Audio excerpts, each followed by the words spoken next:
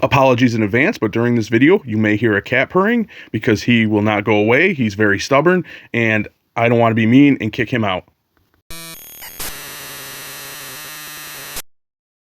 What's up, Transformers fans? I'm Mondo, the Dead Bottom is Prime, and this is a Moonbase 84 transmission. Courtesy of TFW 2005, we have leaked images of the Age of the Primes Core Class Monstructor. Monstructor was name dropped during a Hasbro Pulse fan stream a while back when they were talking about future combiners that they would like to do. This had me excited because there hasn't been a Monstructor toy since his original G1 release, and it would be something fresh as opposed to the combiners that we've been getting over and over again lately. Well, now that we know that we are indeed getting a new Monstructor, I admit that at first I was disappointed that he was going to be a core class combiner. Being a retool of the Legacy Dino King, who of course was a retool of the Legacy Volcanicus, making Monstructor a retool of a retool.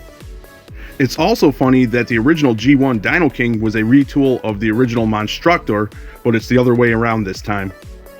I mentioned that I was disappointed at first of Monstructor being a core class, but the more I've gone over the leaked images of this new Monstructor, the less disappointed I've become.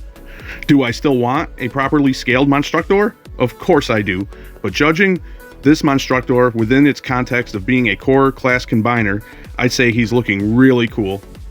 Checking out the individual bots, I think they're looking good. I do wish that because this is the second retool of the mold, that they would have added some elbow articulation into the bots that don't have it, but it is what it is, I guess. The individual bots alt modes are the alt modes to the bots from the original toys and not the Pretender shells like they did for the alt modes with the Dino King set. That's not a gripe, I'm just pointing it out. I think the alt modes that they have are fun little freaky monster type things. Monstructor himself looks really good to me. He kind of reminds me of a figure that we'd get in G2 because he's splashed with all sorts of colors.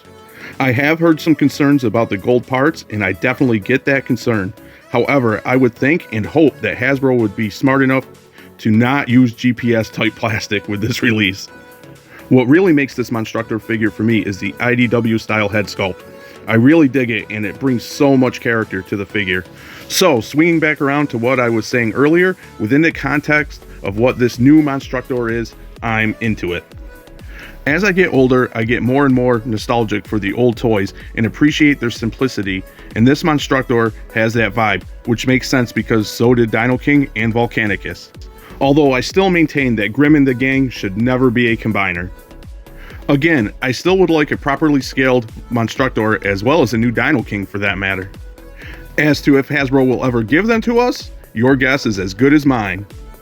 Even though Dino King is one of my predictions for the next HasLab, my concern is that Hasbro's thinking is something like, well, the original Monstructor and Dino King were small combiners, and we did that, and then wash their hands of them, check the boxes as done, and move on. Let's hope not. Going back to actually talking about this Monstructor, being a core class size, it'd be really cool if Hasbro found a way to give us the Pretender shells. If someone were to 3D print the shells, I think that I'd pick them up because that'd be pretty cool for sure. Although, we'd have to understand that they would be plastic and not rubber because the original Monstructor Pretender shells, of course, were rubbery. Of course, money is tight nowadays, and prices are getting absolutely ridiculous, so I'm really curious on how much Monstructor will cost. Dino King came out at $70, which seemed pricey, but when you look at it from the view that the set is 6 core class figures that were around $10 each at the time, as well as the set being exclusive, $70 is about right. Unfortunately, as we know, things have changed, and you can bet that Monstructor will come out at a higher price point. Monstructor is, well, a scary monster, but let's just hope that the price isn't too scary. Even though Monstructor is a set I want to add to my collection, unfortunately his price will decide for me if I will actually get it. In my head, I've decided that I'm not paying $100 for it for sure. Now, you all might think I'm crazy for thinking that Monstructor would cost that much. The thing is though, these days are crazy times and nothing surprises me anymore, so I'm expecting the worst and hoping for the best. With all that said, that will about wrap up the video, and to sum things up, Monstructor is looking cool, I want him, but if he's ridiculously priced, Hasbro can keep him. Comment to let me know what you think of the Monstructor reveal, and if you want to pick him up or not, and as always, thanks for docking.